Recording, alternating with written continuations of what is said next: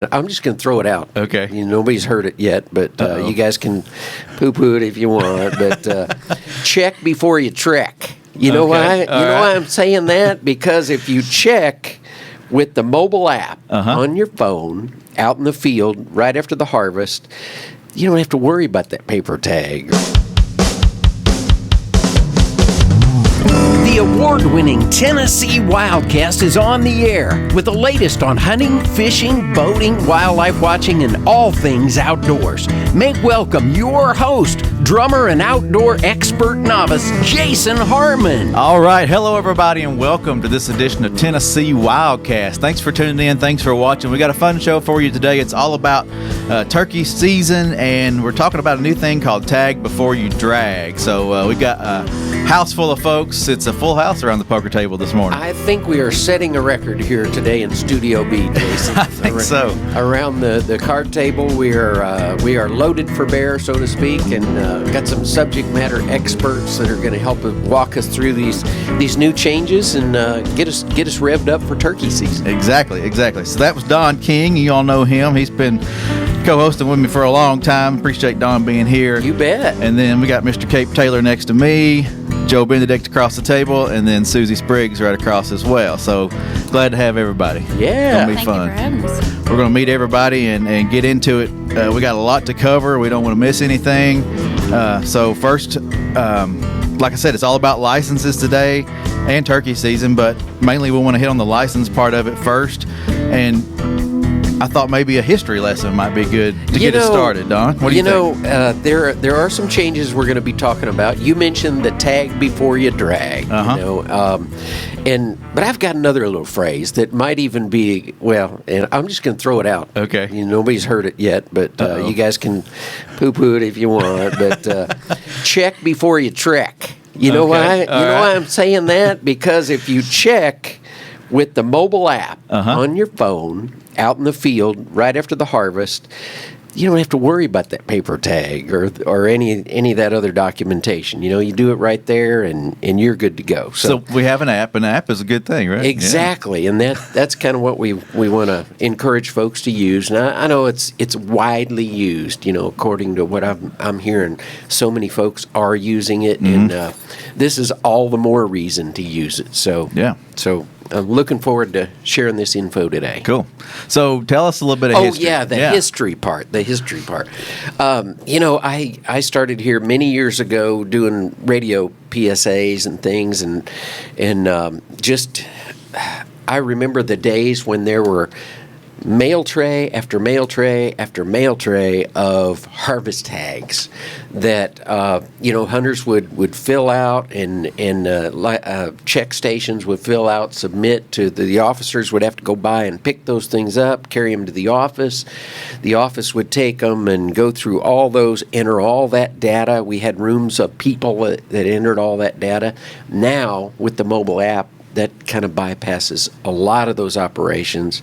But, for years and years, Tennessee was the envy of the nation, really, as far as data management, as far as harvest data and other data gained from the harvest tags. So, over the years that has been so valuable. I know Joe will weigh in shortly along those lines, but it's changed so much, and the mobile app came online about 2013, and so we've just expanded the ability to be able to use that even more, even in a better way. Right. So I think we ought to move to today. Currently, how do we check in game? We've got GoOutdoorsTennessee.com, right, Correct. Susie? And then also the mobile app. TWRA on the go. Yeah, we've hit that. We've covered that. So how does someone check in an animal these days, big game animal? These days, the best way to do it is the mobile app. It's TWRA on the go. You can get it in the Google Play Store, the Apple iStore. The one thing that I love the most about the app, and a lot of people don't know this, is if you're out in the field, obviously your service is horrible. Our app allows you to go ahead and check that animal, and then as soon as you get to service, it will ping it, and you will already be good to go. So if you use that mobile app, you don't have to touch these paper tags, and you're already in compliance, and we have all of the data that we need as far as the animal that you've harvested. Yeah, it makes it a lot easier to calculate all that data and pull it together, because it's kind of happening in the background. You don't have to think about it very much. It really does. So that's awesome. So we've mentioned the paper tags a couple times, and we're about to get into what that's all about. But Todd, if you don't care, pull up an image of the license we have now. We'll see what the paper tag looks like on our license when you go to GoOutdoorsTennessee.com or Walmart or wherever you buy a license. Most of the time, they're going to print out an 8.5 by 11 sheet of paper, and it's going to have those tags. And at keep the in bottom. mind, this is a supersized version of that. Yeah. So. Yeah. This is the 16 by 9 version of the bottom half of your license. Right. So if you're listening, go to our tnwildlife.org and check out the show, and you'll see it there. So that's the paper tag we've been alluding to, and Susie's going to tell us a little bit about tag before you drag and how to find or how to get those temporary tags if you run out and that kind of thing. So let's walk through that before we go much further. Okay, so when you buy your license, either online at GoOutdoorsTennessee.com or at any of our license agents, you are going to get this 8.5 by 11 PDF via email or from a printout from the license agent. At the bottom of that, there will be those 4 tags. The next slide will show you how to log in. Right there on the, this is the GoOutdoorsTennessee.com page where it says licensing. You will then click Go to Site, and then right there you're going to click where it says Log In. If you have had a license, boat registration, checked in the deer before, you're going to put in your date of birth, your last name, the last 4 of your social, and then hit Continue and Submit. But if you've never had an account with us before, it's simple, easy to create an account. Just click that button that says Create an Account. Quite a few boxes are going to pop up that are required: Social Security number, email address, name, address, phone number, height, weight, hair, eye color, just basic information. Once you do that, you'll also hit Continue and Submit on that page as well, and it will take you to this next page. Right here, you will click Purchase Licenses. We don't have an additional slide for that, but once they click Purchase Licenses, our license catalog will pop up. They'll select the license they wish to obtain, go through the checkout process. They'll get an email that has the PDF attachment. They'll also have a little spot on the end that tells them to print the PDF as well. Okay. So there's a couple of options there. We also have the ability for customers that are not license required, youth under 13, landowners, military on leave, or if you've already used your transportation tags, just to go back in and print more. At the end of March, they're going to see an additional box on this landing page that is going to say transportation tags. When they click transportation tags will pop up in a PDF that they can then print. If they happen to just click Report Harvest or Harvest Reporting, because they're used to going to that box, it's okay. Have no fear. If you click on Harvest Reporting, another box will be there to do the same exact thing for you, so you don't have to toggle back. Make it a little more convenient for our customers to be able to get those. Cool. So if you're clicking around and happen to click the wrong button, and another space there, another chance to find the right button. One thing I wanted to go back a slide if you don't mind, Todd. I want to highlight the refer a friend. That's something we're doing cool. Yes, that's cool, that's and you'll very see cool. that on GoOutdoorsTennessee.com too. You can refer a friend to the outdoors. Click that button. You generate a code. And then you can share that with somebody who's never bought a license Right. before. Yep. And if they create an account and they come in and buy a license, then you and your friend both get some pretty cool perks. So check that out while you're there at Go And those Outdoors. are also going to change throughout the year. Yeah. So, Mhm. I mean, just because you get one cool perk and then another person a few months down the road, you may get something completely different. Exactly. So don't just refer a friend now. Refer a friend throughout the entire year. Exactly. Hey, Jason, I wanted to clarify something. That Sure. We talked about check-in. I'm sorry. We talked about check-in, but also we've got 2 distinct processes now. Okay. It's tagging immediately before you drag your big game or load your big game. You have to go into the app and go ahead and put it in there. And like Susie said, it'll go ahead and upload as soon as you get the service. If you don't have service, that's something we didn't have available before, Right. back in 13, like you talked about. Yeah, Vern. and last year it was up through midnight. We had till midnight And to make that happen. Tagging we do immediately. Right. And if you tag it and put a paper tag on it that has the QR code that you saw right there, that's unique. The officers have apps that they can go in and check that QR code that has has information that is unique to each hunter. Right. And they can see what's in those tags, what's in the license, etc. But the important part is you've got to tag that animal either by the app or by paper tag before you move it. Right. Or you're in violation. So just wanted to make that clear for everybody. That's the big change. The commission went in last month. We did a proclamation amendment, and they changed that. So going into turkey season will be the first time we've done that. So it'll be new for everyone. That's Good perfect. deal. Yeah, Good 'cause deal. that was my next question. Really, what is it? And that really sums it up. You have to tag the animal before you move it, whether it's through the app or with the paper tag. Correct. And then, you'll have that confirmation number either way, and the officer checks you should be good, right? And you have, on the paper tags, you'll see when you looked at those, they have different fields you need to fill out. So you need to fill all those out, attach that to your animal. And the best way to attach that, if it's I was going to ask you. if it's a bad day, or It is just a little piece of paper. it is you a know, small so- piece of paper, just like a notebook paper. So take that, put it in a Ziploc bag, tape it to it. My go-to is a zip tie. I keep them in my turkey hunting vest all the time, and I just stick my tags in there, and then I just tag. In other states, that's the way they do it too, so it's not unique to here. So that's something to be aware of. Just be prepared, stick the stuff in your pockets, and if it's raining, you're going to need a little Ziploc bag or something. Yeah. Cool. And it is important, Jason, to mention that if you do put that tag on that animal, you do still have to either check it at home on your home computer or take it to one of our 300 physical check stations throughout the state. You're not done just by putting that piece of paper on By the the animal. end of that day, right? By the end of the day, you Yeah. have until midnight, yes. Okay. Good information. Good information. So it kind of brings me to why are we adding this option? And I thought Joe would probably be the man to answer this. Joe, tell us why. Sure. Well, under the North American model of wildlife conservation, all wildlife belongs to the state. These animals, these wildlife populations, are held in trust by the state fish and wildlife agencies for management for citizens of Tennessee today and into the future. And so obviously to manage wildlife populations, including big game, which need to be tagged now, we need accurate data, which includes harvest data, right? And so harvest data is really one of the best indications that we have currently as to how these populations are doing. So this data is very critical to the management of these resources. Cool. Yeah. Yeah, it's important. And we've done so well, like we mentioned before, collecting this data throughout the years. We've got a lot to back up our management decisions and all that kind of stuff. And, it's, Susie mentioned too, a lot of the conveniences that have been added to the app and the website, and it's all about customer service. We're trying to make it more customer friendly, but still be able to get the data we need and make sure everybody's playing fair out there. And Joe, I know you had didn't you have a little story about a personal adventure that you had that you might want to share that kind of brings it all home here?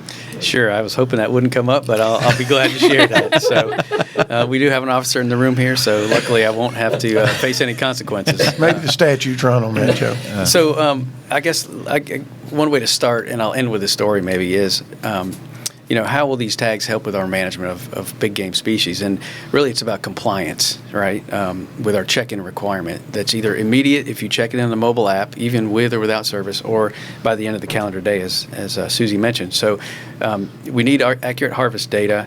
Information about each of the animals that's harvested is really valuable to us. And so when you check that big game animal in immediately, that gives us those data. If you affix the tag, the paper tag to it, it'll serve as a reminder. So that's not the purpose of the tag, but it's very helpful. So my story, Don, since you brought it up, about 2 years ago, I shot a turkey early in the morning. Great bird, took pictures, texted my wife, a couple of buddies, rushed to get to work, cleaned the bird, went to work, got home, had dinner, did our evening normal family routine. And about 9 o'clock, I was sitting on the couch, and it just hit me. I haven't checked that bird in yet. So it'd been, 12, 13, 14 hours, and I hadn't checked the bird in. And so of all the folks, perhaps in Tennessee, I should be the one to clearly remember that. So paper tags are a secondary way to help remind folks that we need to check these animals in. I do have a smartphone, and I do have service where I turkey hunt. So from now on, you'll get my report immediately. So, There you go. And luckily, there was no app. violation in that story. Yeah, use the app. Use the app. Use the app. Cannot stress And that's enough. something that we heard a lot. I had hunters ask me, say, well, why are we not tagging game anymore? Or is it not important to y'all? And of course, I would say, yes, it's very important that we do it. but we're struggling to get back to the point where we could do it and make it convenient for the hunters. We were losing our check stations that and license agents could print this durable stock paper, so we were looking for another way to do it. And when this came about, where you could go ahead and do the app when you don't have service, created that availability. Boy, that just opens up a whole new world, doesn't it? It does. When you can make that happen. Well, we've touched on all this, and I wanted to kind of step back. Does it impact all hunters? That was one question. I want to make sure we. Does this change in the tag before you drag affect all hunters? It does affect all hunters, but the good thing about it, again, and I know we keep talking about the app, but for those hunters that are using the app currently and checking it immediately, nothing changes for them. Right. It's the convenience of, okay, I've got my phone, I've got my animal, he's done, she's done, whatever. And then they can go home and enjoy time with their family and not have to worry about checking it in later. Did I check it? Did I not? It's already there because you've done it in the field, and that's the great thing about the advancement of the technology that we have these days is the app does allow us to do that. And you mentioned this briefly while we were going over the steps, but kids or landowners or people military on leave, if they're not required to have a license sometimes. Some kids under certain ages and landowners can be exempt. For them to get those temporary tags, it's a matter of just logging in, creating the account if they don't have one, selecting report harvest, and then selecting temporary tag, transportation tag, and downloading that, right? Correct. So they can use those. Yep. Okay, cool. And I want to reiterate, the app is the best option. Everybody agree? Agree. 100%. Okay, thank you. Totally. That's why I said check before you trek. Check before you Or- trek. or I like tag that. before you drag. But Yeah. the tag, paper tag. But if you check before you trek, you don't even have to worry about the paper tag, right? Right, Kate? Correct. Yeah, exactly. Correct. And All right. you do it, like Joe said, you do it immediately. You've got to do it immediately before you load it, so that Right. leaves out prevents you from forgetting about it. Uh-huh.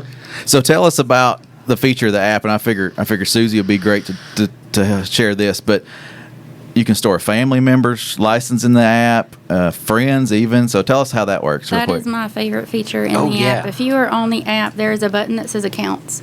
And if the 5 of us were to go hunting together, before we lose service, I can go in and load all 5 of us up. We can check on the same phone. We can pull up licenses for all 5 of us right there on the app. It's especially beneficial for those that in certain situations are hunting with the elderly that don't or older generations that don't have smartphones, or these young kids that obviously we don't allow to have smartphones. So it's really a benefit, especially when you're in those situations. Cool. Yeah. So another thing that's pretty cool about apps and things that the agency is using is the law enforcement side of things. They've got a new app. Tell us about that. I mentioned that just briefly earlier. We have an app that all of our officers have downloaded. Susie and her staff came and put those in for our officers. So if they are out working, they have somebody that's got a paper tag, for instance, say they can scan that code and then see that the person, all their information will be there from that particular tag. And then, remind the hunter, now you've got to do it by midnight. They can go back and check a whole list of people they might have seen that day to ensure that they did go and report their harvest after the tag. Okay. So that gives our officers unique information for each hunter they check. Cool. And can go back and follow up. And that's a new feature that we've got this year, right? Yes, sir. Going to start using that come and you'll see that new QR code on your license as well, right? Up towards Yes, the top. it's on the license and it's Yeah. on the tags both. So Okay, cool. officers can just do that, and it brings their information up where the officer can see it there immediately. Awesome. And then one thing, we were talking yesterday, and you said, hey, and if folks want to take a picture of their license and hold it up and keep it on their phone, that's legal too, right? They can. Of course, it's on the app, as Susie brought up yesterday. Yeah. If you have the app, you can just pull your information up. It's on there. You can show the officer. Sure. If you get one of these big pieces of paper from Walmart, and I've heard this several times, we got to carry this big piece of paper. And I said, take a screenshot of it. The officer, if you will allow them to look at it, we won't scroll back or forward and look at pictures, anything, but we may zoom it to read the dates on it. But yeah, that'll be acceptable for our officers. It makes it convenient for the hunter. Sure. Awesome. Cool. All right. Well, And again, for Go the ahead, hunters that have been using the app, for the mobile app. did you say app again? Yeah, the app, yeah. It really, nothing's changed other than doing it in the field. Immediate. Just do it immediately, and then you're done. Don't have to worry about forgetting about it by the time you get home.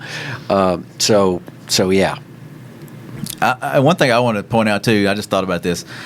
The app is an easy download at the iTunes Store or Google Play, but if you don't want to download the app and you want to go into the browser of your phone and say GoOutdoorsTennessee.com, you can do it that way too, right, Susie? You absolutely I mean, your can. phone is a browser, just like the internet. Oh, yeah. So it's there's multiple ways, and it's pretty easy. Even for those like my dad that refused to give up his flip phone, you can still go into a web browser on those flip Sure phones. enough, yeah. Yep. So, all right. Well, what do you think we jump into? What do you say we jump into turkey season? We got a few minutes left here. I'll do a quick rundown of what we got going here. I've got a list, so I'm going to try to see this without my glasses. But the youth season, the juvenile hunt, if you will, opens on March 28th and 29th. It'll be both days. And so the kids can go out then, and, the adults take an opportunity to get out with them, get them in the field, and recruit youngsters into the sport. So that will be a great effort there for them. Mm-hmm. And then the regular spring turkey season opens on April the 4th, and it'll run through, it looks like May the 19th. I believe that's correct. So, if you will. May 17th. May 17th, yep, okay. I believe so. May 17th. I've got, like I said, I can't read very good from here. I don't have glasses on. And some of us here are getting old. Yeah. I don't know. Not Susie. He was pointing at me, so I don't know. I point back at myself too, Don. But the limit is 4 bearded birds, and it's got to have a visible beard. So you need to make sure you see that beard. And that serves 2 purposes for us, because if you get a turkey close enough, you can see the beard. You're not just shooting at something you see that's black. And it serves as a safety issue as well. So to make sure you identify it to be a bearded bird, you got to get that thing to where you can see it pretty good. And the shooting hours are 30 minutes before sunrise until legal sunset, and you can find those on the internet. If somebody doesn't have those, you can pull those up. And Those are on our also app. on the app. They are on the app. So they can do that. And there was a question about albino turkeys, and I want to speak to that. Just I threw that in bit. there. I thought, well, let's see what we got on that. So you can kill and harvest white turkeys, or what we call smoky gray turkeys. And they do have to be bearded, just like the others. They're not open game just because they're white. So they would have to fit the same bearded, visible beard before you can harvest those. And they do count towards your 4 turkeys for the season. So you need to do that. Okay. And that's unlike deer. Albino deer, you cannot shoot. An albino deer, you can't shoot. Of course, you can shoot a piebald, but not an albino. So I just wanted to bring that up just so folks, if they're curious, because I'm sure they get the questions. You got something, Joe? Just wanted to make sure we mentioned the season limit for bearded turkeys is 4 per season, but it's only 1 per day. I'm not sure we said that yet. Great. Yeah. It is. That includes the youth season, which those birds count towards your season bag limit of 4 as well. Right. Okay. Cool. So requirements, you wear orange during deer season. What about turkey season? There's no requirements to wear any blaze orange, anything like that, because you're trying for concealment, of course. And the one thing that we want to add to that is when you're out turkey hunting, you don't want to wear colors that would mock a turkey. So you don't want to wear red. You don't want to wear blue. So if you got a camouflage cap, you see a lot of those now that have emblems on it, like Georgia Bulldogs or Alabama Crimson Tide. You don't want to wear those. Surely not. Especially here. I'm covering up my orange pig today. Go Vols. So that's something that's real important. And as well, you don't want to try to crawl up, and we're going to talk about decoys a little bit, but you don't want to try to sneak up on turkeys. And because people are mimicking a turkey, and you could confuse that and see a decoy and try to slip up on it. And if you've got those colors on you, they can mistake you for a turkey. It goes back to what I said. If you see that visible beard, then you're going to have to wait until you identify correctly. So just be careful. Yeah, be careful. Yeah, decoys, I thought, there's so many different options out there, and some new ones where they're motorized. You can drive them around the field with remote controls, and I just wanted to touch on that. What's illegal and what's not when it comes to decoys? Jason, we're really liberal on our decoys. You can have a mounted decoy if you want to carry that around with you, which would be very cumbersome. And there again, you got to be really careful, because you got a turkey under your arm walking through. If somebody sees it, it could be dangerous. So it's not funny if something bad happens, but it's funny to talk about it. You got to be careful. And we are. You can use electronic motorized decoys and stuff like that. Okay. You can buy the ones at the store. There's any number of different types that way. The only thing that's illegal is to use a live decoy. And so you can't take your pet turkey out there that you got at the barn sitting there and gobble and gobble and gobble till something comes in. So live decoys are illegal. Everything else pretty much is good. Okay. What about electronic calls and different types of calls? What's legal when it comes to those? Yeah, that's why I emphasized electronic decoy, because the electronic call is illegal. You can't use that. Okay. There's many apps on your phone that you can play turkey sounds that are really good. And now they'll get really loud How on do your you know? phone. No, I'm just kidding. We've seen that before, Jason, believe me. But, yeah, for sometimes you'd find somebody that doesn't call very well or whatever, and they want to use those and use an electronic call. But that is illegal. So that is the one thing. And, you've got any number of calls that are legal. You've got the mouth calls, the box calls, the slate, the glass calls. You've got tube calls, wing bones that are a little less popular, that you don't see as much, but they are legal. And so some people just use the little push button calls as well. So any number of calls, but electronic is the one that's illegal. Okay. All right. Awesome. Well, we've got a couple of minutes left, and I know Cape wanted to touch on some moments in the woods and some R3 efforts and things like that his officers are doing, and we'll kind of wrap it up. Something I did want to get in here, and it's close to my heart. I started working in 1987, and one of my co-workers, Mike Murdoch, I was struggling to kill a turkey. It's early on. It was early in our restoration. I went with him, and he helped me, and Major Mitchell Bailey, I've hunted with him a lot, gave me tips. So what I'd like to say is just bring in people that are new to the sport and try to give them some help, because it's just as gratifying to go now and take other people. And as my son got older, he killed his first turkey. We went when he was 6 years old. So he did that. Then I took I had a family friend call me and wanted to go, and I took him. He killed his first turkey, and strangely enough, many years later, he called me and said, "Can you take my grandson on a youth hunt?" That's awesome. And I did, and watched him kill his first turkey. So it's just really awesome to get out there and pay it forward. Yeah, pass it on. Pass it on. Pass it on. That's awesome. And a lot of times it can be another adult too. Absolutely. Somebody you go to church with or you work with that's kind of curious, and you might be able to take with you out in the field sometime. Refer a friend. Yeah. Refer a friend. Get them out there. I've actually got a story about an adult. I've got a friend of mine at church that I started taking turkey hunting for a couple of years. Last year was the year we were close. Birds gobbled on each side of the field.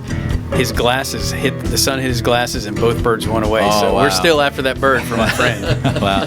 I do have one more thing. Real quick. So, folks, we're talking about turkeys today. The agency has a turkey hunter survey that's coming out after the turkey season. So this is a random sample, so not everybody will get it. Those of you that get the survey from the agency, if you complete that survey, whether you hunt or not, this would be helpful to us to understand your opinions and attitudes and how you hunted. Help us in our turkey management in the years forward, going forward. All right. Well, I appreciate everybody being here. Susie, Joe, Kate, Don. You bet. It's been a full house, and we've enjoyed the show. Glad y'all were here. Hope you all enjoyed the show, watching, listening. Keep coming back. This is Tennessee WildCast. Remember, TNWildlife.org and GoOutdoorsTennessee.com. We'll see you next time. Download the app. Thank you, Susie. And get out there and get them. All right. Get out there. We'll see you. Thanks for tuning in. Stay connected with TWRA by visiting our website at tnwildlife.org and follow us on Facebook, Twitter, and Instagram. Hey, it's all about Tennessee wildlife. It's what we do. Tennessee WildCast will be on the air again next week. We'll see you then.